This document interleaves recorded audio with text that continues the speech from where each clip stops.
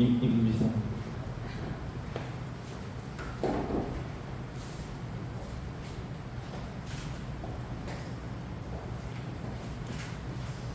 오늘의 말씀은 그 바리새인과 죄의 비유로 알려진 유명한 비유입니다. 이제 우리가 성경을 보면서 많은 오해가 있어요. 그 오해는 바로 뭐냐면 이제 설교자의 많은 고민이 하나님의 말씀을 전하는 건데 그 부담이 사실 상당히 큽니다. 여러분은 잘 모를 거 아니에요. 그래서 이게 부담이 큰데 어떻게 하면 이제 말씀을 잘 전할까라고 하는 마음이 있습니다. 그리고 이제 성도님 편에서 보게 되면 어떤 생각을 하냐면 말씀을 잘 전한다, 못 전한다, 이런 이제 느낌이 있을 거 아니에요. 이게 이제 설교 말씀은 잘하고 못하고가 없어요. 이 말씀에 대한 잘못된 관념이에요. 하나님의 말씀은 잘하고 못한 것이 없습니다. 무엇만 있냐면 바르게 전했는지 바르게 안 전했는지만 있는 거예요. 잘 전했다는 거는 나쁜 방향, 잘 전달하지 잘 하려고 하는데 그 방향이 다 어디로 갔냐면요, 그게 이제 성경을 떠나서 사람의 방법으로 가는 거예요. 나쁜 의미가 아니라. 그래서 오늘날의 모든 말씀들이 설교가 아니라 성경을 이렇게 하나님의 뜻이 여기 있는데 하나님의 말씀이 뜻이 이겁니다 라는 걸 전한다기보다도 여기에 대한 느낌을 일반적으로 전한다는 거죠. 이게 일반적으로 전하는 거는 설교가 아니에요.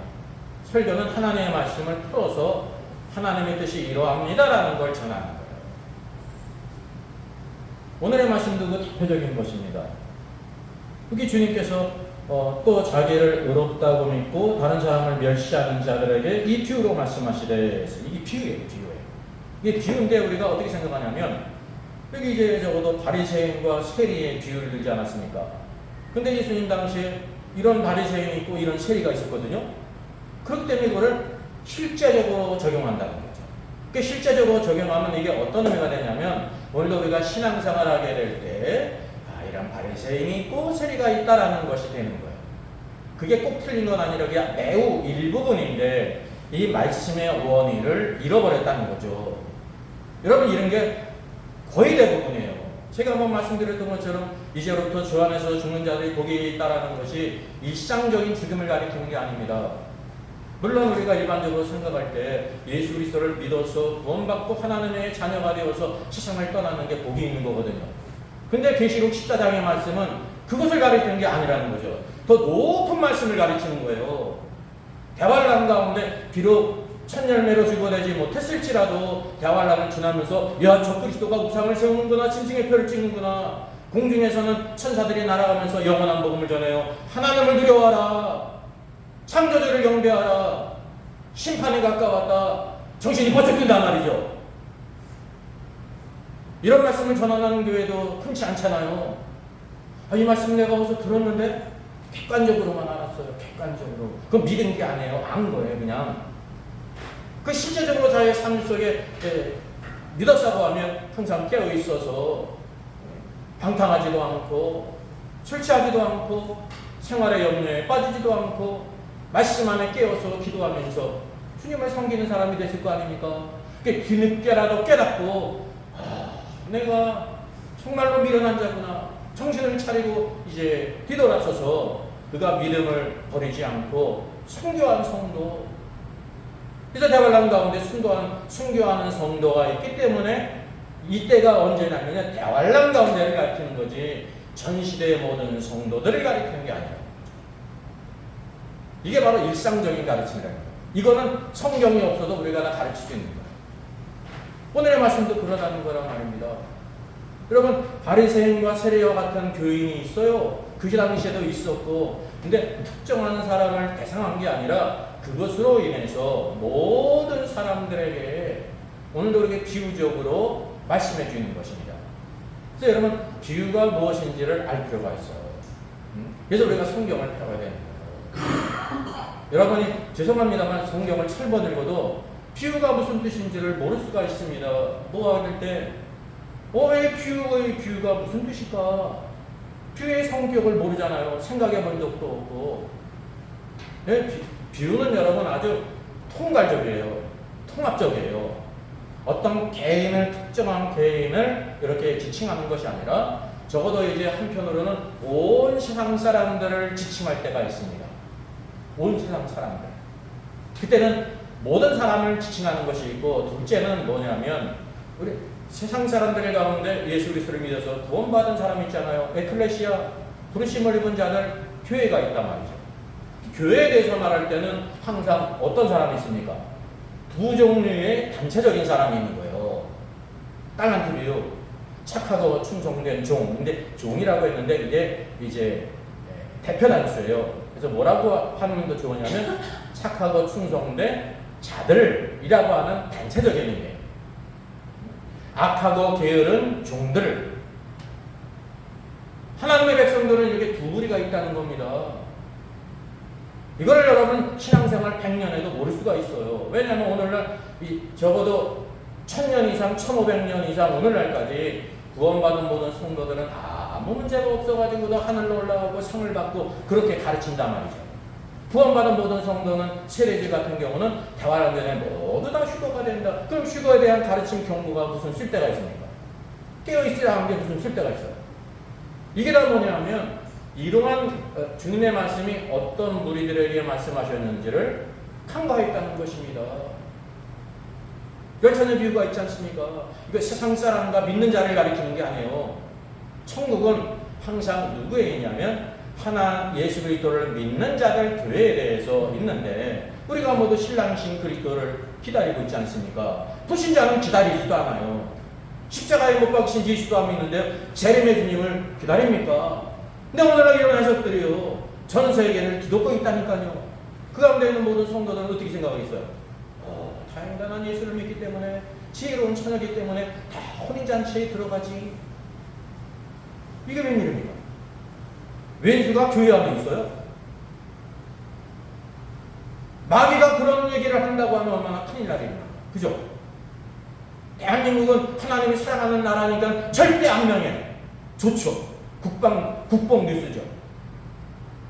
진짜 그렇습니까? 아니에요. 대한민국이 무슨 특별한 나라라고. 하나님은 공평하게 모든 나라를 대하시는데 이제 구체적으로 보면 그런 면이 없지가 않습니다. 왜냐하면 하나님께서 대한민국을 사랑하시는 것이 역사적으로 드러나지 않습니까? 은둔의 땅, 어둠의 땅, 알려지도 않으니 어둠의 땅에 이제 실제 36년의 통치를 거쳐가지고 또 6.25 전쟁이라고 하는 이 큰 전쟁 대환란을 겪으면서 그리고 미국을 비롯한 유엔군의 도움을 받아서 독립을 했잖아요. 자유민주주의 국가로 세워졌잖아요. 완전히 그냥 초토화된 그냥 완전히 황량한 벌판이었다니까요. 근데 한강이 기적을 이뤘습니다. 그 기적이 바로 뭐냐면요. 우리 대한민국 안에 있는 교회 성도들을 모시고 축복하신 거예요. 대한민국을 축복하신 게 아니에요. 대한민국을 축복하셨으면 대한민국에 있는 모든 불신자들도 다 구원받아야 될 거 아니에요. 천국 가야 될 거 아니에요. 그 교회가 그렇게 중요하다는 것입니다. 그 나라 안의 교회가 어떠하냐에 따라서 그들을 교회를 축복하시기 위해서 반드시 누구를 축복해야 돼요? 그 나라를 축복해 줘야죠. 그래서 여러분 우리가 복의 근원입니다. 아브라함의 자손으로서. 제 모든 비유는 우리 이제 교회에 대해서 말씀하실 때는 항상 두 무리가 있고 그리고 이제 세상에 대해서 말할 때에도 이제 한 무리로 말씀하실 때가 있고 두 무리로 말씀하실 때가 있어요. 십자가 못 박이신 강도가 2명 있지 않습니까? 한편 강도, 두편 강도 모두 다 죄를 짓다가 자기의 죽어 마땅할 죄로 인해서 이제 사형을 언도받고 죽어갔습니다. 그래서 모든 사람은 다 죄인이라고 하는 하나의 그 예표예요. 근데 한편 강도는 마지막 순간에 그리스도의 말씀을 듣고 그냥 말씀으로 구원받았어요. 그것도 십자가에서 비참하게 옷도 다 벗겨져 가지고요. 모든 사람이 조롱하고 희롱하는 가운데 자기 죄를 깨달았어요. 강도가 자기 죄를 인정했어요. 자기 친구를 막 찬양합니다. 우리는 우리의 죄에 상당한 보응을 받는 거지만 여러분 마지막 죽는 순간에 자기의 죄 때문에 죽는다는 걸 인정하는 사람을 찾아보기 쉽습니까? 어렵습니까? 어렵잖아요. 내 이분은 죄가 없으시다. 그러면 죄가 없으신 분이 누구세요? 하나님의 아들 메시아라니까요.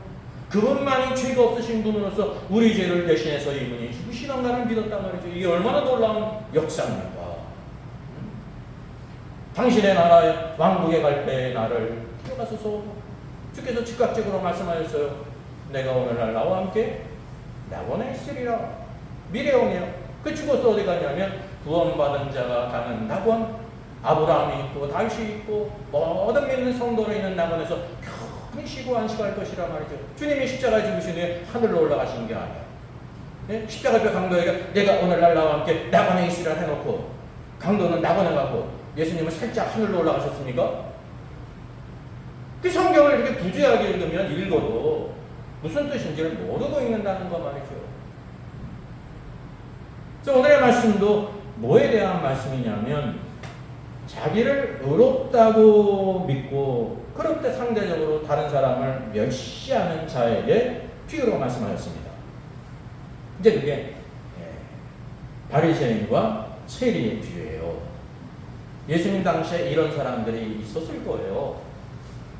그거는 한 작은 비유에 불과하고 이거는 비유는요.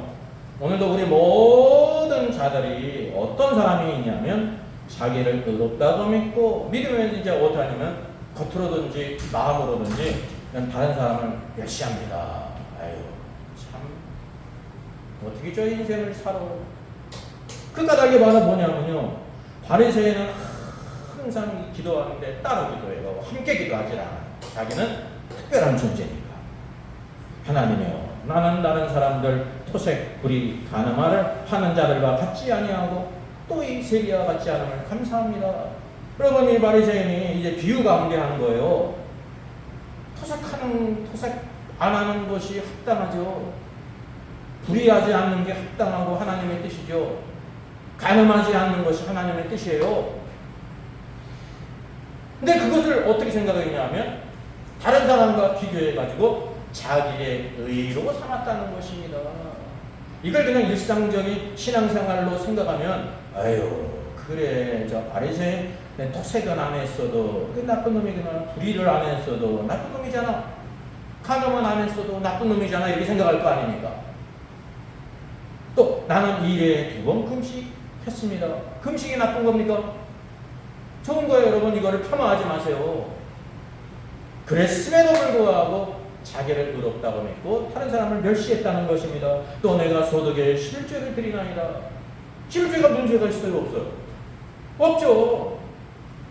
믿는 자들에게 11조는 너무나 당연한 겁니다. 기본적인 거라니까요. 이게 문제 있었던 것이 아니라 그것 때문에 자기를 의롭다고 여겼을 뿐만이 아니라 이게 하나님 앞에 문제가 있다는 겁니다. 그리고 다른 사람을 멸시했다는 거죠. 그래서 주님이 이거를 비유로 말씀하신 것은 이 땅에 있는 모든 사람들, 믿든지 안 믿든지 모든 사람들 가운데 이와 같이 도덕적으로 심지어 하나님을 숨겼어도 자기를 의롭다고 믿는 자들은 바리새인이라고 하는 그룹에 속한다라는 것입니다. 이렇게 의롭게 살지 못하고 세리는 죄를 지은 사람 아닙니까? 여러분 세리는 그 당시에 영락 없는 100% 죄인이에요. 네? 99%가 아니에요. 100%가 죄인이에요. 그것이 됐다면 오늘도 마찬가지지 않습니까? 그 직업이 강도고 도둑이에요. 그럼 몇 프로 불의한 자입니까? 혹시 홍길동이 있지 않을까? 넌센스예요. 다 죄인이에요. 어떤 사람이 창녀예요. 몇 프로 죄인이에요? 아니야. 0.1%, 5% 정도는 죄인이 아닐 수 있어. 우리가 생각할 수 있거든요. 그 양반이 이렇게 선도 행하고 적선도 하고 막 이런 이제 기부금도 보내고 그런다고 쳐봅시다. 그러면 그걸로 인해 가지고 우리는 그래도 죄인은 아닐 거야 이렇게 생각하잖아요. 아니 죄인이에요. 죄인. 작은 선행으로 그 본질을 바꿀 수가 없다는 것입니다. 그래서 이 비유는 오늘도 이 믿는 자 안에 우리 사람들을 가리키든지 온 세상 사람들 가운데 두 부류의 사람이 있다. 바리새인과 같은 부류가 있고 세리와 같은 부류가 있다라는 걸 보여주고 있는 것입니다. 그럼 말씀을 읽을 때 제일 중요한 게 뭔지 아세요? 이 말씀이 무엇을 우리에게 말씀하고 있느냐. 이게 뭡니까? 두 글자로. 주제. 책을 읽으면서 제일 중요한 게 뭐에 대해서 말씀하고 있느냐. 주제를 파악해야 될 거 아닙니까? 그 주제에 대한 여러 가지 또 단락들이 있잖아요. 이게 뭐냐면 무슨 말, 이 신앙생활 가운데 이거를 잘 하라고 하는 말씀으로 생각했다고 하면 100% 잘못된 말씀이에요. 오늘날 우리들이 하나님의 말씀을 다 이런 식으로 특별한 말씀을 일반화시켜서 가르친다는 거죠. 여러분 이때까지 성경을 어떻게 보셨습니까? 좋은 얘기 들으러 오셨어요? 하나님의 말씀이 무엇인지를 들으러 오셨어요. 그래서 하나님의 말씀은 잘하고 못하고가 없어요. 바르게 전했느냐 틀리게 전하느냐만 있는 것입니다. 오늘의 이 말씀의 주제가 바로 뭐냐면 14절 내가 너에게 이르노니 이에 저 바리새인이 아니고 이 사람이 의롭다 하심을 받고 그의 집으로 내려갔느니라. 주제가 바로 뭐예요? 누가 의롭다 하심을 받느냐.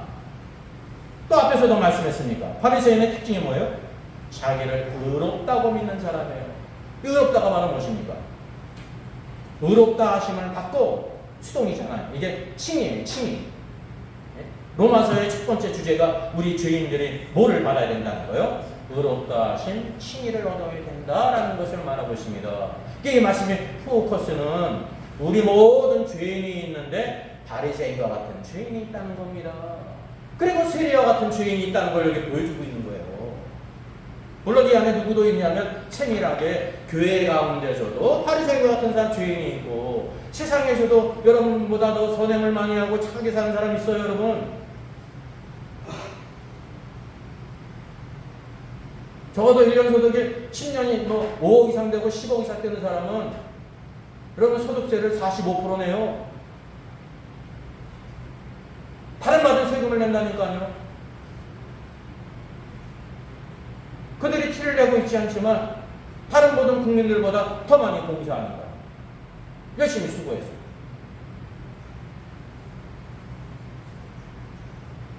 그래서 오늘의 말씀의 주제는 모두 죄인인데 어떤 죄인이 있냐면 바리새인과 같이 그가 믿는 자든지 이제 겉으로 믿는 거죠. 신앙생활을 하든지 안 하든지 선을 행하고 기도도 하고 11조도 하고 이제 이와 같이 간음도 안 하고 불의도 아니하고 자기 권력을 이용해 가지고 막 남의 것을 뺏지 아니 했지만 그것으로 인해서 자기를 의롭다고 생각하는 사람, 내가 이러니까 천국이 있다고 하면 가지 않겠소? 교회를 가는 사람도 마찬가지예요. 내가 이러니까 천국에 안 가겠소? 이렇게 생각한다니까요. 이 말씀은 모든 세상 사람들 가운데 이런 두 무리가 있다라는 걸 보여주고 있는 것입니다. 이게 비유예요, 비유. 이게 일상적인 교회의 생활에만 적용되는 게 아닙니다. 이 사람에서 가장 중요한 게 바로 무엇입니까? 그래서 이게 누가복음에만 기록되어 있습니다. 누가복음. 네? 누가복음은 예수 그리스도께서 인자이시다라는 걸 증거합니다. 인자가 사람의 아들. 예? 사람이신데 어떤 사람이세요? 참 사람. 그래서 성경은 우리 모든 사람들은 첫사람 아담에게 속해 있고 예수 그리스도를 이제 마지막 아담, 즉 두 번째 아담이라고 부릅니다. 두 번째 아담인데 마지막 아담이라는 것은 몇 번째 아담이 없다는 뜻이에요? 세 번째 아담은 없다는 거예요. 하나님께서 보실 때 우리 모든 세상 사람들은 두 종류의 사람이 있습니다. 첫 번째 사람 아담에게 속한 사람이 있고 두 번째 아담이신 예수 그리스도 안에 속한 사람이 있는 것입니다. 첫 번째 아담에 속한 사람은 죄로 말미암아 죽을 수밖에 없는 인생이에요. 하나님이 우리를 사랑하셔서 독생자 예수 그리스도를 이 땅에 보내셔서 십자가의 죽으심으로 구원을 이루셨는데 그를 믿는 자마다 죄사함을 얻고 영생을 선물로 받아요. 그러게 될 때 우리가 어디 안에 들어가냐면 이전에는 첫사람 아담 안에 있었는데 두 번째 아담으로 들어갔습니다. 어떻게? 요한복음 1장 12절 영접하는 자, 그 이름을 믿는 자들에게는 하나님의 자녀가 되는 권세를 주셨으니 믿는다는 것은 무엇은 뭐를 가리키는 거예요? 영접한다는 것을 말하는 것입니다. 내가 예수를 믿을 때 누구를 영접했어요? 예수님을 영접했어요. 그럼 예수님을 영접했으니까 예수님이 어떻게 하세요? 우리 안에 들어오시는 거예요. 어떤 모양으로? 다른 보혜사 성령으로 우리 안에 들어오시는 것이 이 구원의 내적인 비밀이라는 것을 우리에게 보여주고 있습니다. 그래서 우리에게 예수 그리스도를 믿어서 우리가 어떤 사람이 되냐면 예수 그리스도와 같이 참 사람이 되라. 그래서 이제 참 사람의 증거가 바로 뭐냐면요, 도덕성이에요. 이 땅에서 우리가 윤리 도덕을 지켜가지고 구원받을 수 있는 사람이 없지만 예수 그리스도를 통해서 구원받은 다음에 이 잃어버렸던 하나님의 형상을 회복해야 되는 것입니다. 참된 인성, 도덕성을 가져야 된다는 거죠. 이런 것을 모르지 않습니까? 많은 경우 열심히 기도하고 섬기고 저 봉사 많이 하는 사람들 가운데서도 그 도덕성에 문제가 있는 사람들이 있잖아요. 말과 행동에. 이게 삶이 안 변했어. 그게 두 번째 방면을 모르는 거예요. 왜냐하면 전통적으로는 1500년 이상 예수 그리스도를 믿는 사람은 아무 문제 없이 죽어서 다 천국에 간다라고 하는 관념이 있기 때문에 특별히 거기에 신경을 안 써도 되는 거예요. 아유, 주님 그렇게 내가 죽어지고 혼이 죽고 주의 말씀대로 살면 좋지만 안 해도 내가 다 천국 갈 거 아닙니까? 죄송한데요, 저는 이 길을 선택할게요. 이러면서 그렇게 사는 거 아닙니까? 이것이 오늘날의 문제인 거예요.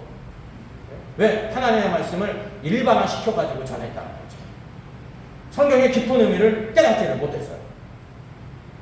그래서 누가복음의 특징은 참 사람이 되라는 것입니다. 그래서 도덕성, 예수님의 그 성품을 닮아가는 사람. 이게 누가복음이 보여주는 신앙의 목표라는 걸 여러분 아셔야 돼요. 누가복음은 그래서 은혜의 일을 전파하십니다. 은혜가 바로 신현입니다. 모든 것이 다 회복되어지는 죄와 사탄과 세상과 자와의 속박으로부터 완전히 해방됩니다.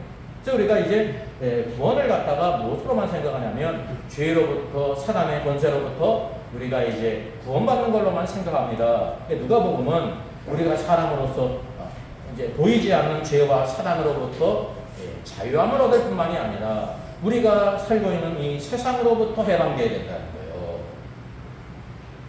신앙생활의 문제가 바로 뭐냐면 구원받았을지라도 세상에 지금 얽매여 있어요. 하나님을 섬기지 못해요. 세상에 얽매여 있기 때문에. 누가 보면 은혜를 증거함으로 말미암아 너에게 신앙이 필요하다. 세상의 족쇄로부터 세상으로부터 내가 벗어나야 된다. 이게 외적인 문제잖아요. 또 내적인 문제가 있어요. 구원받은 자나 구원받지 않은 자나 세상 모든 사람들은 죄에 오염되기 때문에 누구를 사랑합니까? 자기를 사랑하는 것입니다. 디모데후서 3장 마지막 때 21가지의 사회적 현상을 말하면서 첫 번째가 무엇입니까? 누구를 사랑해요? 자기를 사랑한다는 거. 이게 성경의 계시가 얼마나 놀라운지 이게 생각하지 않으면 모르는 거예요. 그냥 마지막 때 자기를 사랑하고 돈을 사랑하고 부모를 거역하고 이런 게 있구나라는 정도만 알게 되는데 피우리가 깨닫게 될 때 성령의 깨달으시면은 첫째가 있고 둘째가 있구나라는 걸 깨닫게 되는 것입니다. 주님을 믿어 구원받았어도 여전히 자기를 사랑하는 사람은 변화가 안 된 것입니다. 그게 외적으로 뭐냐면 믿어서 구원받은 사람인데 그런 모습이 안 나타난다는 거죠. 성경의 계시가 또 두 번째 사랑하는 것이 뭐라고 그랬어요? 자기를 사랑하는 것 다음에 오는 두 번째 항목이 뭐였어요? 돈을 사랑하는 거예요. 돈을. 이게 하나님의 계시예요. 사도 바울이 자기 지혜로 짜내가지고 막 몇 년 공부하다가 이거를 차례로 순서를 맞춘 게 아니에요. 성령의 감동으로 기록됐단 말이죠. 그래서 자기로부터의 속박으로부터 벗어나야 된다. 이 세상의 제일 축복은요, 자기 마음대로 하는 거 아니에요. 내가 하고 싶은 대로 원하는 대로 하는 거 아닙니까? 근데 하나님께서는 너 그렇게 살면 멸망이다. 그걸 우리에게 계시해주고 있는 것입니다. 너 자신 자아로부터 해방되어야 된다. 그게 성경에 이렇게 가르치는 겁니다. 혼생명을 잃어버려야 된다라는 것입니다. 내 생각과 감정을 잃어버려야 된다. 그러면 장차 주께서 오시게 될 때 혼생명을, 즐거움을 찾게 될 것이다 라고 말하고 있는 것입니다. 이게 바로 누가복음의 중심 주제예요. 이게 또 뭐가 관계 있냐면 하나님의 나라 왕국에 들어가는 것과 관계 있다는 거죠. 누가복음에 하나님의 나라가 많이 올렸잖아요. 나라의 원문은 킹덤이에요. 그래서 하나님의 왕국이에요. 왕국. 오늘 누가복음 18장 9절로 14절 바리새인과 세리의 비유가 주제가 무엇이었습니까? 신앙생활 하는데 너 신앙생활 잘해야 된다라고 하는 주제입니까? 구원받은 다음에 문제를 다루고 있는 게 여러분 아니에요. 뭐를 다루고 있는 거예요? 칭의, 의롭다 하심은 누구에게 주어집니까? 세상 모든 사람들 죄인에게 주시는 말씀이에요. 저에게 바리새인이 있는데 죄인인데 자기의 선한 행동으로 인해서 자기를 의롭다고 생각하는 사람이죠. 세리는 그냥 외적으로도 죄를 많이 졌을 뿐만 아니라 근데 그는 뭐를 깨달았어요? 하나님 앞에서 나는 죄인입니다. 죄인인 것을 깨달은 사람이라니까요. 오늘날 우리 예수를 믿는 성도들 교회는 지금 어디에 있다고 보면 되는 것입니까? 세리였는데 죄인이에요. 세리가 죄인이에요, 여러분. 우리와 관계가 없는 사람이 아니에요. 대부분 성경을 읽으면서 나는 세리처럼은 죄를 안 졌으니까 세리는 따로 있고 나는 따로 있고 이렇게 생각하거든요. 그 말씀을 오해한 거예요. 왜? 특정 대상이 교회에 대해서 말씀하시는 것이 아니라 모든 사람들, 네? 죄인들, 의롭다 하심을 필요한 사람들에게 주시는 말씀이기 때문에 그러다는 사실이죠. 여기 바리새인과 세리의 비유는 죄의 문제를 모두 다 죄인이었는데 겉으로는 바리새인은 의로운 행동이 많았잖아요. 11조 심지어 그는 하나님을 섬기면서 금식도 하고 11조도 내고 십계명을 따라서 살지 않았으니까 그 자체가 문제 있다는 것이 아닙니다. 그랬음에도 불구하고 뭐를 몰랐어요? 하나님의 의를 몰랐다는 거죠. 그거는 이제 작은 부분이라 작은 부분. 오늘도 주님께서 이거를 말씀하신 이유는 뭐냐면 누가복음에서 은혜를 주님이 증거하시는데 내적으로는 죄와 사랑과 세상과 우리 자신 자아로부터 속박으로부터 우리가 해방되어야 된다라는 면을 보여주고 있으면서 그것은 하나님의 왕국 관계에 있는데 하나님의 그래서 왕국 안으로 들어가야 된다. 자신의 뜻대로 사는 사람은 여러분 누구의 통치를 받고 있습니까? 네? 시진핑의 통치를 받는 거예요? 트럼프의 통치를 받는 거예요? 이재명의 통치를 받는 거예요? 누구의 통치를 받는 거예요? 자기 자신의 통치를 받는 거예요. 자기가 왕이니까. 타락한 모든 사람은요, 자기 자신이 왕이에요.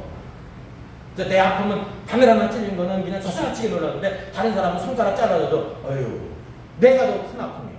이게 뭐냐면 나 자신의 왕국 안에서 갇혀지기 때문에. 오늘 말씀은 무엇이냐면 모두 다 바리새인과 같은 사람도 세리와 같은 사람도 무엇이 필요하다는 거예요? 의롭다 하심이 필요하다는 것을 말하고 있는 것입니다. 저와 여러분 가운데 예수 그리스도를 믿어서 구원받은 사람은 먼저 전에는 세리였다는 거예요. 바리새인이었다는 건 여러분 칭찬이 아니에요. 바리새인이었다는 건 너 지옥 갈 자라는 말이에요. 아직 멀었다는 뜻이에요. 저와 여러분은 다 뭐였어요? 세리였어요. 죄인이었는데 죄를 깨닫고 하나님 앞에서 하나님 나는 죄인입니다 라는 걸 고백하지 않습니까? 죄인에게 무엇이 필요합니까? 나를 불쌍히 여기소서. 이게 바로 제일 중요한 포커스예요. 바리새인은 뭐가 없냐면 하나님 나는 죄인입니다 이런 게 없어요. 그것이 없으니까 뭐도 없을까요? 하나님께 의롭다 하심이 없죠. 하나님의 의롭다 하심은 아무나 나눠주는 게 아닙니다. 상품 같은 게 아니에요. 하나님의 약속을 따라 자기가 죄인인 것을 깨닫고 고백하고 예수 그리스도께서 내 죄를 위해 죽으심을 믿는 자들에게 주시는 하나님의 은혜 아닙니까? 은혜는 아무나 주는 게 아니에요. 네? 하나님 말씀대로 믿고 회개하는 자들에게 주어지는 거지. 이 말씀은 하나님의 왕국의 시작으로서 무엇이 필요하다는 것을 말하고 있는 것입니까? 의롭다 하심을 받아야 된다. 세상의 모든 사람들 이렇게 도덕적이고 선도 만행하고 착하고 아주 그런 죄 좋은 사람도 있고 또 죄를 짓는 사람이 있잖아요. 저희도 마찬가지예요. 두 종류의 사람이 있지 않습니까? 뭐가 필요하다? 하나님의 의롭다 하심이 필요하다라는 것을 말하는 것입니다. 저와 여러분 가운데 그러니까 의롭다 하심을 받았다고 하면 아 우리가 과거에 이런 자였구나 라는 걸 깊이 깨달아야 돼요. 이걸 깨닫지 못하면요 참된 구원이 무엇인지를 모르고 지나가는 사람과 같다고 하는 사실이죠. 만약에 그 과정을 거치지 않은 사람이라고 하면 하나님께서 우리의 영적인 상태를 이렇게 계시해 주면서 너 무엇이 필요하다는 거예요? 내가 죄인인 것을 깨닫고 인정하고 고백하고 예수 그리스도를 믿어서 하나님으로부터 의롭다 하심을 받아야 된다는 것입니다. 그래서 구원받은 모든 성도들의 공통 본깃은 의롭다 하심이에요. 죄인이었는데 그리스도께서 우리의 죄를 다 대속하심으로 말미암아 이제 너는 이제 죄의 문제를 해결했다라는 뜻입니다. 이게 법정적인 선언입니다. 이 선언을 받지 못한 사람은 결국 다 죽어서 어디에 가는 것입니까? 하나님의 의로우신 심판을 따라서 지옥의 불길에 있다가 대활 이제 천년왕국 후에 모든 죽었던 자들을 심판하시는 그 심판에 죽은 자들의 부활, 심판의 부활로 나와서 주님의 그 판결이 있은 다음에 반드시 판결이 있어야 돼요. 그 영원한 불못으로 들어가게 된다고 하는 사실이죠. 그래서 오늘 일련의 말씀을 잠깐 말씀드린다고 하면 오늘의 말씀의 시작이에요. 모든 사람들에게, 인간들에게, 죄인들에게 너가 무엇이 필요하다? 의롭다 하심이 필요하다. 이 죄인들은 두 부의 사람이 있는데 바리새인처럼 의를 행하고 심지어 신앙생활을 했을지라도 자기의 죄를 깨닫지 못하고 다른 사람을 멸시하면서 의롭다 하심을 받지 못한 자가 있고, 세리는 모든 사람이 알다시피 죄인이었는데 자기가 죄인인 것을 깨닫고 인정하고 하나님의 불쌍하심을 받기 위해서 온 사람이다. 그래서 그는 하나님으로부터 의롭다 하심을 얻었다. 이제 그는 구원받은 자가, 구원받았으니까 이제 뭐가 시작된 거예요? 은혜가 시작된 거예요. 뭐로부터 해방됐습니까? 이 세례는 죄와 사단으로부터 해방해요. 보이지 않는 세계에서. 바리새인은 이렇게 신앙생활을 했어도 뭐가 없는 겁니까? 죄와 사탄으로부터 해방이 됐어요? 안 됐어요? 안 됐죠. 무엇이 없습니까? 의롭다 하심이 없잖아요. 의롭다 하심은 자기의 죄를 깨닫고 인정하고 고백하고 하나님 앞에 나를 불쌍히 소사하는 자들에게 주어지는 은혜라는 사실입니다.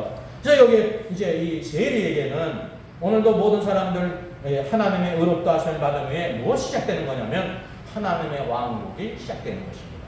하나님의 왕국으로 들어간 것입니다. 요한복음 3장을 보게 되면 니고데모가 무엇을 몰랐습니까?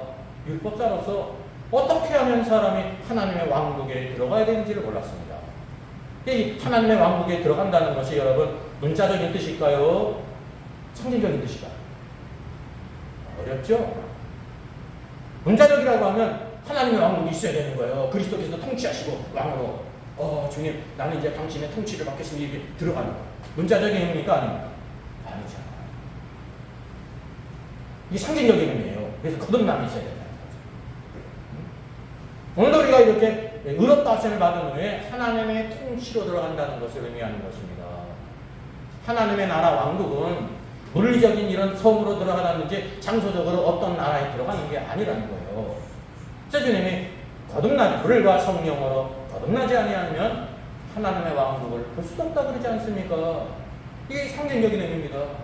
오늘 저와 여러분이 의롭다 하심을 받았다면 어디 안에 있는 거냐면 하나님의 왕국으로 들어간 것입니다. 그게 이제 시각적으로 교회 안에 들어온 것인데, 교회에 있다는 것은 뭐냐면 내가 이제는 하나님의 통치를 받겠습니다라는 의미예요. 하나님의 말씀을 따라 내가 살겠습니다라는 의미라니까요. 하나님의 말씀의 통치가 여러분 물리적으로 눈에 보입니까? 눈에 보이지 않습니다. 눈에 보이지 않잖아요. 왜? 성령과 말씀으로 다스리기 때문에. 여러분 세상 법은 힘이 있어요. 물리적인 힘이 있잖아요. 그래서 법이 바뀌는 거는 나라가 뒤엎는 거라니까요. 퇴직금의 모든 것은 사유재산인데 모든 국가가 관리한다고 법을 만들어버리면 그게 이제 자유민주주의의 국가 체제가 흔들리는 거예요. 공산주의와 자유민주주의의 차이가 바로 무엇입니까? 사유재산을 인정하느냐 인정하지 않느냐. 공산주의는 뭐냐면 개인의 자유는 언제든지 제한할 수 있어요. 공산주의니까. 근데 자유민주주의는 어떠한 일이 있어도 개인의 자유를 침해할 수 없는 겁니다. 왜? 그 권리는 누구로부터 온 거냐면 하나님으로부터 왔다는 걸 인정하는 것입니다. 그게 천부적인 거예요. 천부죠. 이거를 법으로 이렇게 만들어버리면 대한민국 모든 사람들이 땅을 소유했는데, 물론 저는 땅이 없습니다. 하나님이 공평하신 하나님을 깨달아요. 제가 몇 평 가졌어요? 0평이 아니라 공평. 그런데 대한민국 모든 게 땅을, 토지를 국가가 소유한다 법을 만들어서 통과시키면 어떻게 되냐면 그 법을 따라 행하는 거예요. 그게. 이 땅의 법은 물리적인 힘이 있다니까요. 근데 하나님의 왕국의 법은 물리적인 힘이 있습니까? 없습니까? 없죠. 현재. 그래서 우리가 하나님의 말씀을 아주 가볍게 생각할 수가 있습니다. 언제 주님께서 그 모든 것을 시행하시냐면 주께서 다시 재림하시는 그리스도의 심판석에서 판결하시고 그 위에 집행하신다는 거죠. 이런 상관관계를 모르면요, 신앙생활의 의미를 모르는 거예요. 아, 신앙생활 잘하고 말씀대로 살면 좋지만 안 해도 되는 거니까, 안 해도 되는 거를 할 사람이 어디 있습니까? 저도 안 하겠어요. 혹시 할지라는 가능성은 몇 프로 있을지라도 안 할 수 있는 걸 할 사람이 어디 있냐 말이죠. 일을 안 해도 모두 다 공평하게 월급을 받을 수 있다고 하면 회사에서 열심히 일할 필요가 있을까요? 없을까요? 없잖아요. 그게 공산주의예요. 공산주의는 평등이 실현됐어요. 뭘로? 못 사는 걸로 평등으로 실현됐다.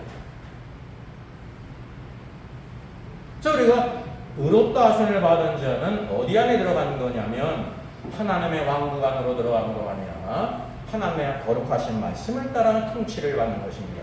만약에 하나님의 말씀을 따라 살지 않는 사람은 구원받았을지라도 하나님의 왕국 안에 있는 게 아니에요. 그러니까 주님이 재림하셔서 이 땅에 하나님의 왕국을 이 땅에 가져오실 때 그 땅의 즐거운 곳에 들어갈 수 없는 것입니다. 이 땅에 하나님의 통치를 받고 그분의 다스리를 받는 사람만이 주님께서 물리적인 왕국 권세를 가지고 오실 때 왕으로 들어갈 수 있다고 하는 것을 여러분 기억하셔야 되는 것입니다. 이게 바로 성경의 메시지입니다.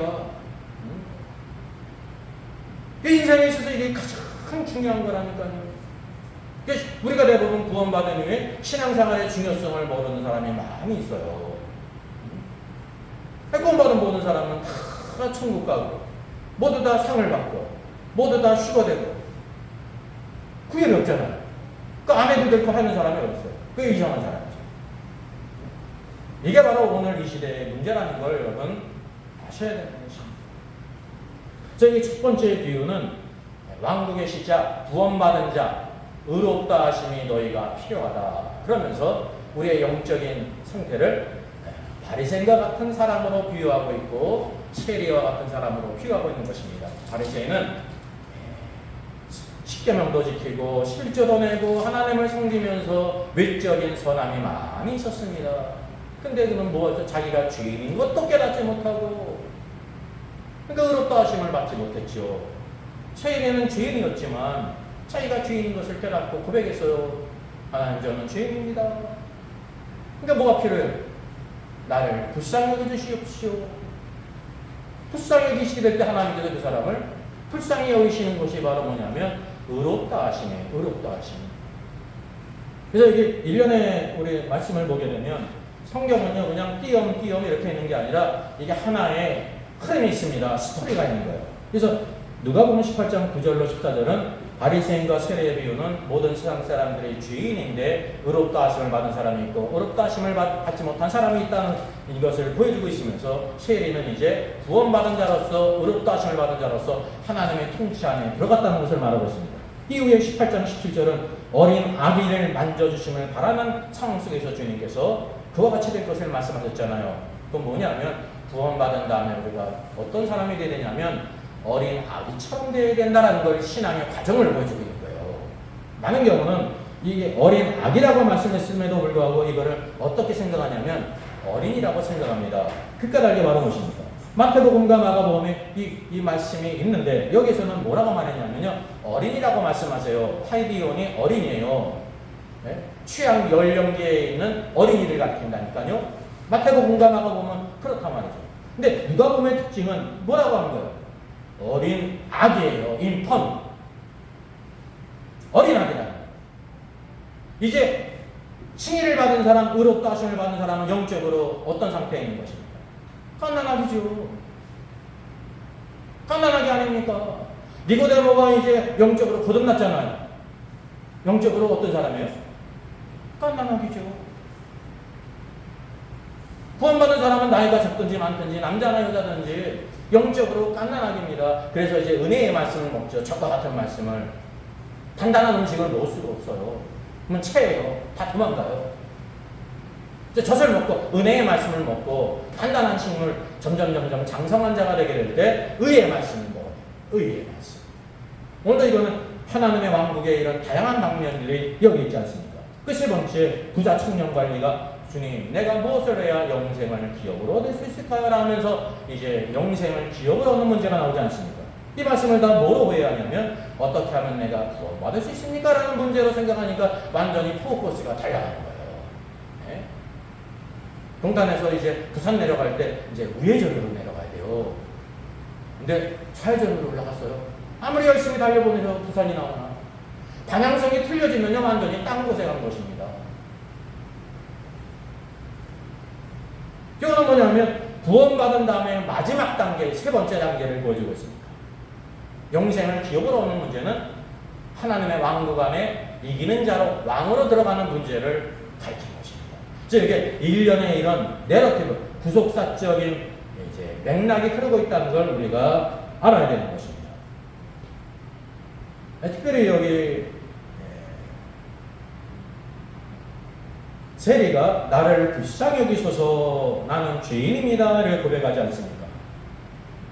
그래서 우리 모든 죄인들에게 필요한 것이 첫째 뭐냐면 하나님 저는 죄인입니다.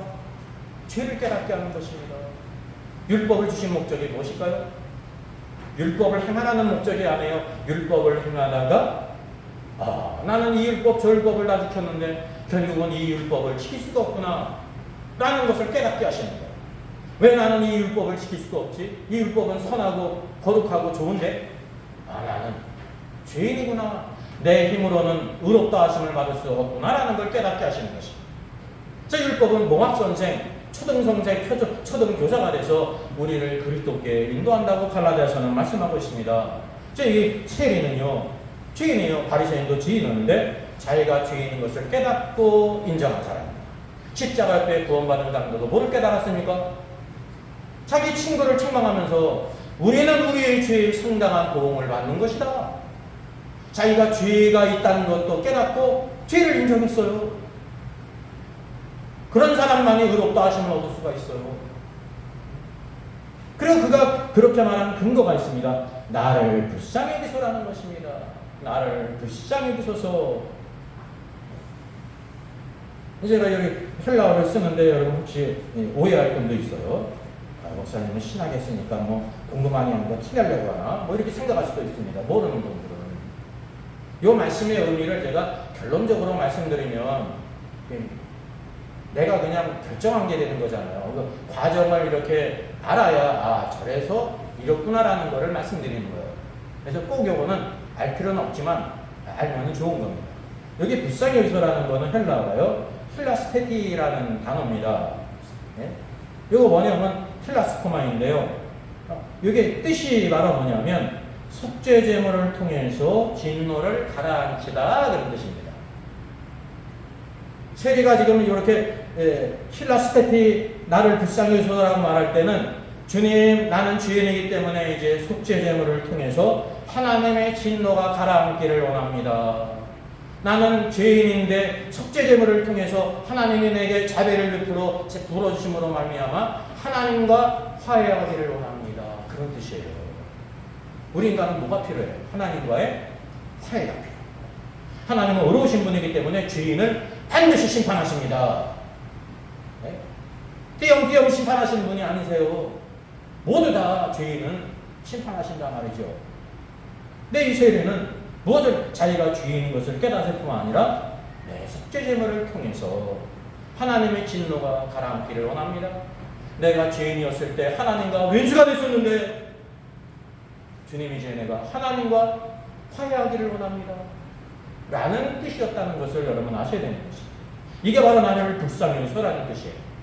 흔히 우리가 라틴어 키리에 그러잖아요. 키리에 나를 불쌍히 여기소. 그 뜻과는 차이가 있는 거예요. 이런 대속적인 의미가 있다는 거죠. 그래서 이 세리는 깨닫고 바리새인은 깨닫지 못하던 것이 뭐냐면 첫째, 나는 하나님께 범죄한 죄인이라는 것을 바리새인은 깨닫지 못했습니다. 누구는 깨달았어요. 비록 나는 죄를 졌지만 세리는 깨달았어요. 그게 바로 하나님 앞에 겸손이에요. 하나님 앞에 겸손. 근원적인 겸손. 둘째는 뭐냐면 그래서 내가 이제 하나님과 이때까지 불화함으로 원수가 됐다는 걸 깨달았는데 저는 하나님과 화해하기를 원합니다. 화해한다는 것은 뭐가 있다는 거예요? 화목제물이 있다는 것을 의미합니다. 화목제물이 없이 하나님과 화해할 수가 없습니다. 네? 그러면 사람과의 관계에도 빈손 들고 가가지고 아유 화해하기를 원합니다. 이 말뿐인 거는 아무 소용이 없는 거예요. 네? 하나님 이 속죄제물을 보시고 저의 죄를 덮어주심으로 하나님의 진노를 걷어주십시오. 이런 대속의 은혜를 구했다. 오늘의 말씀은 우리 신앙생활 가운데 문제를 다루는 게 아니에요. 넓은 의미에서 이게 포함되지만 전반적으로 모든 세상 사람들 교회 안에 있든지 교회 바깥에 있든지 자기를 스스로 의롭다고 여기는 죄인이지만 자기가 의롭다 하시 죄인인 것을 깨닫고 하나님 앞에 의롭다 하심을 받은 죄인이 있다는 걸 우리에게 보여줬다는 사실이죠. 그래서 이 속죄라는 단어가요 참 신기한 단어예요. 성경에서 이 속죄라는 단어를 이제 틴데일이라는 분이 영어로 번역할 때 적당한 단어가 없었습니다. 그래서 이게 속죄라는 말이 어토오먼트인데요. 이게 잘 보면은 재미있습니다. 이 단어잖아요. 맨 앞에 있는 at이 전치사, 장소를 의미하는 전치사 at이 있어요. 와는 하나예요, 하나. 먼트는 명사형 전미사 아닙니까? 행동의 결과를 나타내는 이게 뭐냐면 뜻이요. 하나가 되는 곳 이런 뜻이에요. 하나가 되는 것. 뭐와 하나가 되는 것일까? 지금 세리가 지금 내가 좀 속죄제물이 여기 있음으로 인해서 내가 하나님과 화해하기를 원합니다고 할 때 세리가 누구와 하나가 됐어요? 속죄제물과 하나가 됐죠. 이 속죄제물은 누구를 예표해요? 예수 그리스도세요. 화목제물인지 속죄제물은 다 예수 그리스도를 예표하는 것입니다. 구약에 나오는 모든 제물들은 다 예수 그리스도께서 내 죄를 위해 죽으실 것을 믿고 믿음으로 드린 거예요. 하나님 나는 죄인인데 내 죄를 위해 죽으신 속죄제물이신 예수 그리스도와 내가 이제 하나가 됐습니다. 그렇기 때문에 나를 받아주시고 하나님의 진노를 걷어가시고 하나님과 화해하게 해주십시오라는 것이 바로 누가복음의 뜻이라는 거죠. 사람으로서 뭐가 필요하냐면 하나님과의 화해가 필요한 것입니다. 여러분의 삶 속에도 마찬가지죠. 부부간이나 부모 자식간이나 뭐 다른 모든 동료 관계든지 만약에 불화한 문제가 있지 않았습니까? 뭐가 필요해요? 화해가 필요한 거예요. 화해가. 반드시 잘못한 사람이 나 미안하다. 너 미안하다는 말이 들어가지 않았느냐요. 내가 실수했다. 나 너무 화해하기를 원한다. 이 사과한다는 건 무슨 뜻이에요? 관계가 회복되기를 원한다. 문제가 있는 쪽이 그걸 얘기해야 되지 않습니까? 하나님과의 관계도 마찬가지라는 것을 우리가 알아야 된다는 말이죠. 여러분 그리스도 바깥에 있는 모든 사람들은 잘 나가는 사람이든지 나보다 훌륭한 사람인지 선을 많이 행하든지 말할 것도 없이 모두 다 어떤 사람인가 죄인이라는 거예요. 죄인은 하나님의 무서운 심판이 있습니다. 하나님께서 우리에게는 구원의 길을 예비하셨죠. 속죄제물이신 화목제이신 예수 그리스도께서 하나님의 어린 양으로서 우리의 모든 죄를 지고 가셨기 때문에 너 그와 하나가 되어야 된다. 그를 영접함으로 말미암아 속죄제물이신 그리스도와 하나가 되라. 이게 바로 나를 불쌍히 여기소서. 나 이제 하나님과 화해하기를 원합니다. 화해할 때는 반드시 뭐냐면 화해자가 필요한 거예요. 그러니까 예수 그리스도라는 거죠. 오직 중보자는 예수 그리스도 한 분이세요. 다른 이름으로서는 구원받을 만한 이름을 우리에게 주신 적이 없다는 거죠. 이게 그 구원의 유일성이에요. 그분만이 하나님의 아들이시고 참 사람이 되신다는 거죠. 오늘도 주님은 이 말씀을 통해서 모든 세상 사람들에게 너희는 죄인인데 바리새인과 같은 죄인이 있고 세리와 같은 죄인이 있다. 세례는 바리새인들에게 멸시를 받았지만 왜냐하면 도덕적으로 더 못한 것이 사실이거든요. 그랬다고 해가지고 여러분 이 세리를 바리새인의 행위보다 더 낫다고 생각하면 큰 오산이에요. 영락없는 죄인이었다니까 행함이 개판 같은 인생이었어요. 그런데 그가 죄인인 것을 깨달았다는 거죠. 죄인인 것을 깨닫을 때 하나님 반드시 길을 주십니다. 구원의 길. 내 힘으로는 내가 하나님과 화해할 수가 없는데 속죄제물이시고 화목제물이신 그리스도께서 내 죄를 위해 죽으셨구나. 내가 그분을 믿어 영접함으로 그분 안으로 들어가게 될 때 하나님 내가 그리스도와 하나가 됐습니다. 나는 이제 하나님과 화해하기를 원합니다. 그래서 하나님과 화목이 이루어지는 것이 구원받은 성도라는 사실이죠. 자, 이게 속죄라고 말할 때 그럼 속죄소가 있어요. 속죄하는 폿이 있습니다. 그것이 어디입니까? 구약 가장 거룩한 것인 지성소에는 하나님의 언약궤가 있었습니다. 언약궤가 있었는데요. 거기에 덮개가 있습니다. 덮개. 그 덮개를 뭐라고 부르냐면 속죄소라고 불러요. 이 소라는 것은 장소라는 뜻이에요. 속죄를 받는 장소. 다른 말로 시은자. 은혜를 베풀어 주시는 것. 이게 바로 동전의 양면이에요. 방면만 틀리지. 이 덮개. 그럼 하나님께서 왜 하필이면 여기 언약궤 안에는 뭐가 들어 있습니까? 항아리가 들어 있잖아요. 이게 금항아리예요. 금항아리 안에는 뭐가 들어 있어요? 만나가 들어 있어요. 여기 길쭉한 두 개가 보이죠? 이게 뭘까요? 십계명의 두 돌판이에요. 또 여기 길쭉한 막대기가 있는 게 뭘까요? 아론이 들었던 지팡이에요. 아론 지팡이라는 것은 나무가 죽었다는 것을 의미하는데 아론의 지팡이가 싹이 나지 않습니다. 살고 싶었어요. 이게 부활의 상징이에요. 부활. 제사장의 권세는 옷에 있지 않고 뭐에 있습니까? 부활의 생명에 있는 것입니다. 성도의 권세는 어디에 있냐면 외적인 것이 있는 게 아니에요. 부활의 생명으로 사느냐. 십계명의 두 돌판이 무엇입니까? 하나님의 의로운 말씀이에요. 십계명이 우리에게 여러분 요구하는 것이 뭘까요? 그게 한 글자입니다. 의롭게 살아라 라는 뜻입니다. 구원받은 자에게 십계명을 주신 것은 너 이제 의롭게 살아라. 저희 십계명을 언제 주셨습니까? 이스라엘 백성들이 애굽에 있을 때 주셨어요? 아니에요. 애굽에 있을 때는 뭐가 필요하냐면 흠없는 어린 양 그것을 잡아서 문설주와 인방에 피를 바르고 그 고기를 먹었다니까요. 모든 저주가 다 넘어가지 않습니까? 영광이 탈출을 했어요. 하나님의 능력으로 홍해가 갈라졌죠. 하나님의 구원이라 말이죠. 십계명은 언제 주어져요? 신의 산에 이르게 될 때 이것도 40일 높은 산에 올라가서 모세가 40일을 기다리게 될 때 하나님의 의로운 법을 주셨으면 이게 십계명입니다. 구원받은 다음에 뭐가 있다는 것입니까? 십계명 한마디로 너 이제 의롭게 살아라. 네? 우상 섬기지 말고 안식일을 거룩히 지키고 네? 주의 이름을 함부로 부르지 말고 간음하지 말고 부모를 존경하고 네? 십계명을 주신 거예요. 구원받은 백성으로서 이렇게 살아라라고 주신 거란 말입니다. 이 십계명은 오늘도 우리 뭐냐면 우리가 의로운지 의롭지 않은지를 보여주고 있는 거예요. 여러분 스스로를 한번 보십시오.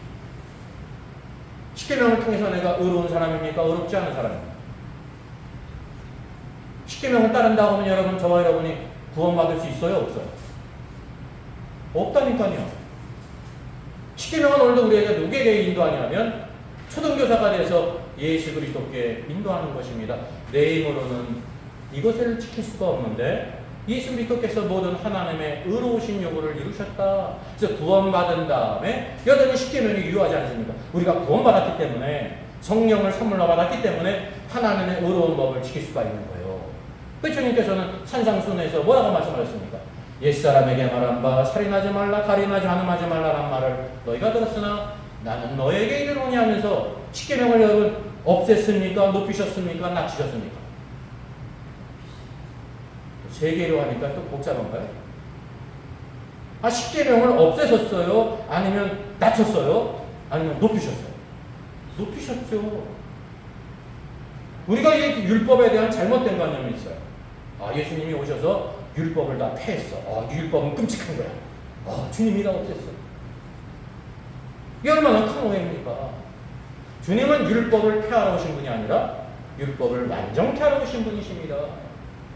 구약의 백성들은요, 하나님의 낮은 표준을 드렸습니다. 왜? 예수 그리스도께서 구속의 역사를 이루시기 전이었고 성령을 선물로 주시기 전이었기 때문에. 그러나 신약의 백성들은요, 십계명보다 더 높은 법을 주셨다는 것을 여러분 기억하셔야 됩니다. 오늘 많은 성도들이 잘못된 세계관, 신앙관을 가지고 있지 않습니까? 제가 잘못 생각하는 겁니까? 그 성경을 읽어도 하나님의 뜻을 모른다니까요.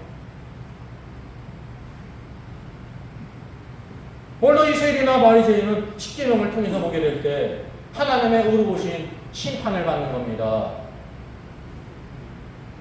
근데 구원이란 말은 뭐냐면 십계명이 안에 있단 말이죠. 뭐로 덮여 있습니까? 덮개로 덮여 있어요. 덮개.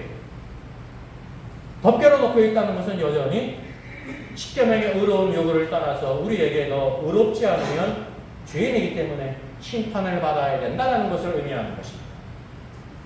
하나님께서는 대제사장이 1년에 한 번 그 속죄의 제물의 피를 어디에 뿌릴 것을 말씀하십니다. 언약궤에, 덮개에 그 피를 뿌리라는 거예요. 그 피를 뿌리면 어떻게 되는 거예요? 하나님께서 우리에 대해서 전에는 너희 십계명의 법을 따라 의로운 법을 따라서 살지 않으면 죄인이기 때문에 심판받는다라는 것을 말하는데 피로 덮여져 있기 때문에 십계명이 보여야 합니다.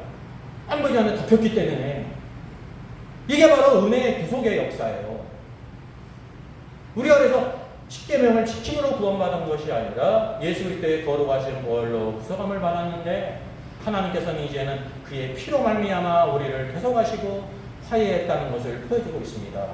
그리고 이것이 엎어진 것이 아니라 하나님은 오늘도 우리가 더 높은 법을 따라 살아갈 것을 원하시는 것입니다.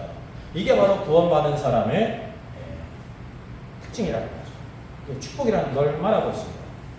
우리가 하나님께 나갈 수 없는 또 중요한 이유가 있습니다. 이 언약궤 양편에는 무엇이 있습니까? 영광의 그룹들이 있어요. 그룹은 천사를 가리켜요. 특별한 천사. 영광을 가리켜요. 영광. 내적으로는 우리가 죄인이에요. 뭐 때문에? 십계명을 통해서 우리는 죄인인 것이 드러나는 거예요. 죄인은 심판받아야죠. 이 피로 덮였어요. 이 죄의 문제가 있을 뿐만이 아니라 또 하나는 영광의 문제가 있다는 것입니다. 이건 높은 것입니다. 모든 사람이 죄를 범했기 때문에 하나님의 영광에 이르지 못한다는 것을 여러분 단순히 생각하면 그냥 이거를 죄의 문제와 동일시할 수가 있습니다. 이건 아니에요. 알파와 오메가예요. 우리의 밑바닥은 죄의 문제예요. 십계명을 통해서 드러나요. 그뿐만 아니라 우리가 하나님께 나가기 위해서는 죄의 문제를 해결할 뿐만 아니라 뭐도 있어야 된다는 거예요? 영광이 있어야 된다는 거예요. 영광. 영광의 요구를 이루지 못하면 우리 하나님께 나갈 수가 없습니다.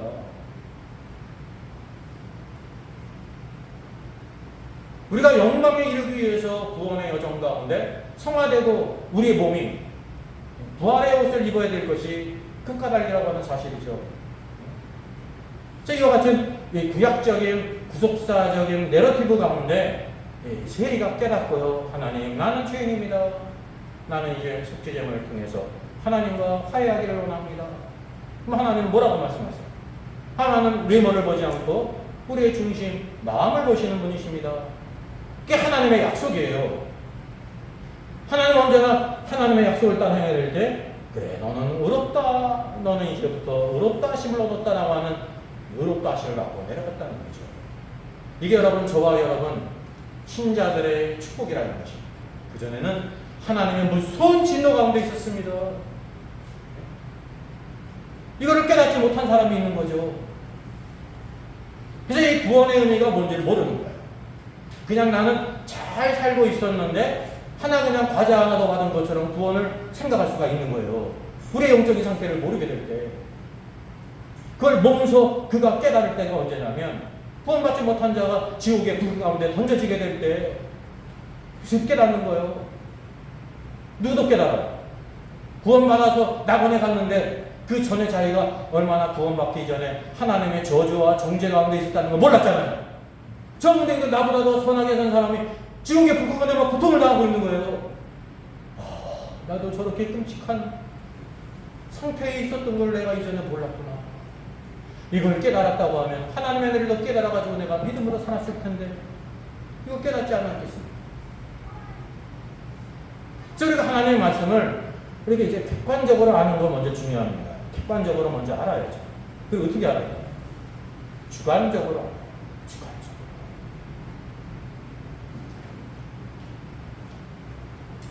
제가 이제 이렇게 투석도 하고 수술한 이후에 쭉 지나면서 제가 이제 공부를 많이 할 거 아닙니까?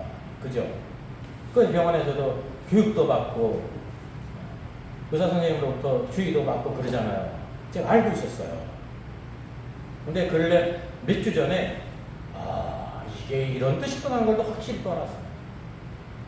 또 일반 사람이든지 저와 같은 사람에게 꼭 필요한 것이요, 깨끗한 물을 많이 마시는 거예요. 적어도 1리터, 1.5리터. 여러분도 마찬가지입니다. 제가 이걸 알았죠. 1번이 그거예요. 그 1번의 동전의 양면은 음료수, 뭐 이렇게 첨가물이 들어간 거 먹지 않는 거예요. 차든지 커피든지. 마셔도 어쩌다가 이제 한 달에 뭐 한 모금 마시죠. 이걸 제가 알았어요. 몰랄 리가 있습니까? 근데 어떤 의사 선생님이 올린 것을 보는데 저와 같은 사람들에게 뭐가 필요한지 첫 번째 제일 중요한 걸 해가지고 제가 보다가 무릎을 탁 쳤습니다. 이게 정말 중요한 거구나. 그 전에 제가 알았던 거는 개인적으로도 체험을 해가지고 깨달은 거 아닙니까? 근데 이것처럼은 못 깨달아요.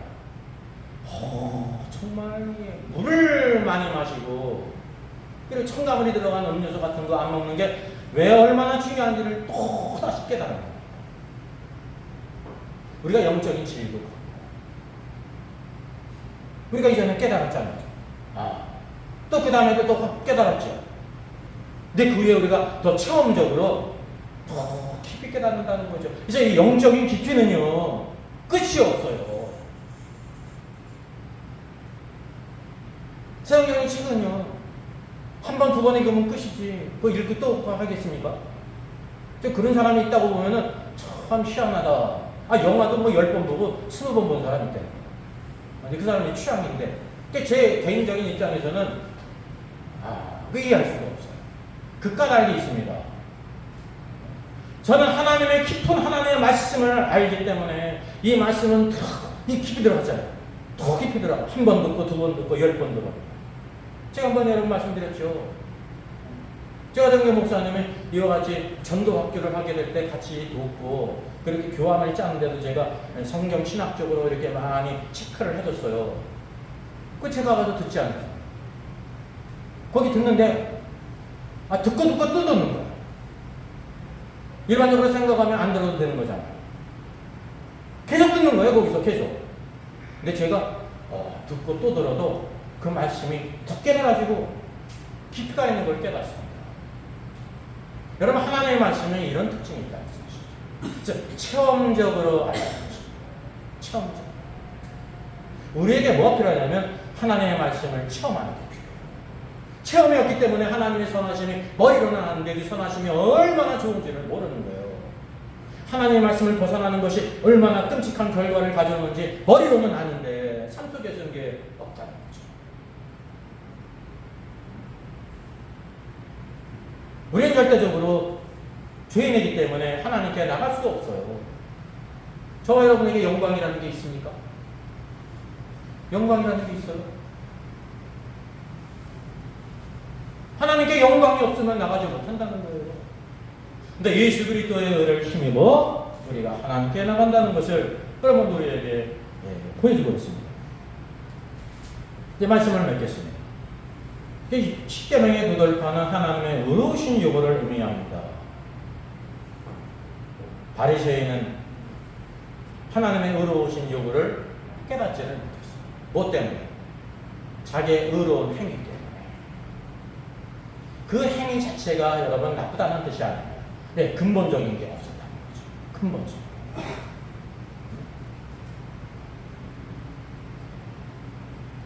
오늘도 이게 누가복음에서 오늘도 우리가 하나님의 신년 기쁨을 누리기 위해서 뭐가 필요하다는 것입니다. 의롭다 하심이 필요하다는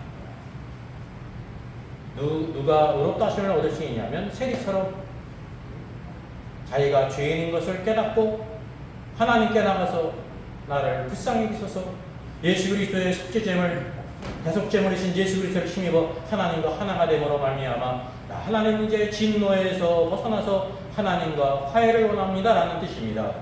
그 신앙생활은 뭐냐면 그 하나님의 화해로부터 시작돼가지고 하나님과의 깊은 교제로 들어가는 거라니까요.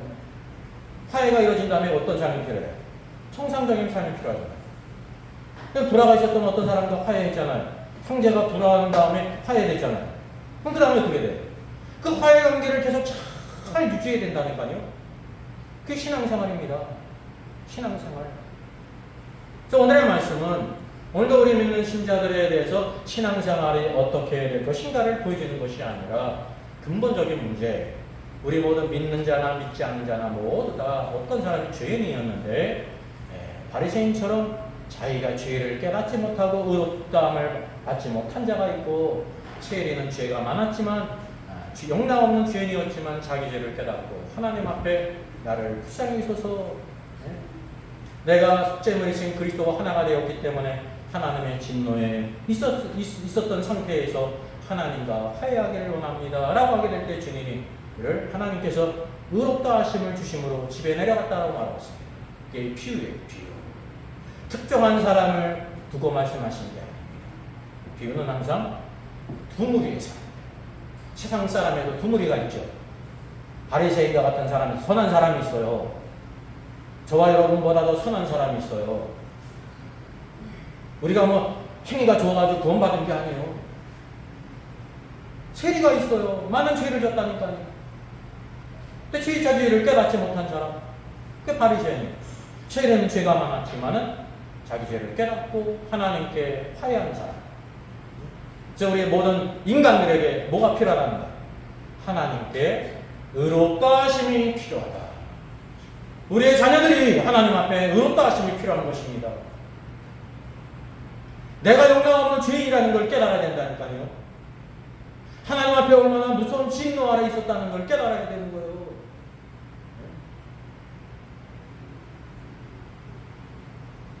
하나님의 구원은요, 아무나 나눠주는 쿠폰이 아니에요. 값없다고 해가지고 우리가 그렇게 생각을 해요. 아닙니다. 물건 하나 사면 덧붙여주는 사은품이 아니에요. 세상 어떤 것들을 바꿀 수 없는 가장 놀라운 거라니까요. 히브리서는 이 구원을 뭐라고 말하고 있습니까? 이 큰 구원이라고 했습니다. 큰 구원이에요. 이 큰 구원을 등한히 여기면, 구원을 언급하면서 이런 큰 구원을 받았는데 어찌해서 너희는 이 구원을 등한히 여기고 세상의 물결에 휩싸려 내려가느냐. 영적인 히브리인이라. 히브리가 강을 건넌 자는 뜻입니다. 아브라함이 강을 건넌 최초의 사람이에요. 이게 세상의 강을 건너야 된다니까요. 이 타락한 문화를 지나야 되는 사상을 건너야 된다니까요. 우리를 자꾸 미워가는 세상적인 모든 것으로부터 강을 건너라라고 말하고 있는 것이, 왜? 이 큰 구원을 받았기 때문에. 왜 오늘도 우리가 이기는 자가 되지 못하냐면, 강을 건넌 자가 되지 못하냐면, 우리가 구원받기 전에 지금 영적인 상태가 얼마나 끔찍하고 무서운 상태에 있었는지를 모르는 거예요. 왜? 모두 다 죄인이니까 그렇게 생각할 수 있다는 것입니다. 오직 화목제물이신 예수 그리스도의 피가 오늘도 하나님의 의로우신 요구를 다 덮어요. 그래서 우리가 하나님께 나가지 않습니까? 그리스도의 구속으로 우리가 성령을 선물로 받았기 때문에 이전에는 하나님의 의로운 요구를 못 들었잖아요. 그래서 십계명을 잘 모르는 사람도 많이 있습니다. 구원받은 다음에는 왜 우리가 십계명을 지킬 뿐만 아니라 더 높여진, 한없이 높여지지 않았습니까? 로켓 타고 하늘에 올라가는 것처럼 높여진 거예요. 왜 그러냐면 예수 그리스도께서 구속의 역사를 이루시고 성령을 선물로 주셨기 때문에. 성령을 따라 살게 될 때 가능하다는 거죠. 보혜사 성령님이 계세요. 우리 곁에서 말씀을 생각나게 하고 깨닫게 하셔서 힘을 주시고, 이게 바로 신앙생활의 요체입니다. 축복입니다. 그래서 오늘의 말씀은 첫 번째 말씀입니다. 이렇게 칭의를 얻은 다음에 그 다음에 우리가 어떤 상태에 있고 어떻게 살아야 되느냐, 뒤에 문제가 이렇게 구속사적인 내러티브가 있다는 사실이죠. 하나님의 말씀은요, 이야기예요. 이야기. 하루 뚝뚝 떨어져 있는 따로 국밥이 아니에요. 그래서 하나님의 말씀을 잘 깨달아 알게 될 때 하나님의 경륜을 알 수가 있고, 그래서 우리의 모든 삶이 그냥 향방이 없이 가는 삶이 아니라 목표를 향해 가는 사람. 여러분, 목표를 가지고 있는 사람이 축복입니다. 표대를 향해 가요. 축복의 사람이 되기를 주의 이름으로 축원하겠습니다. 네.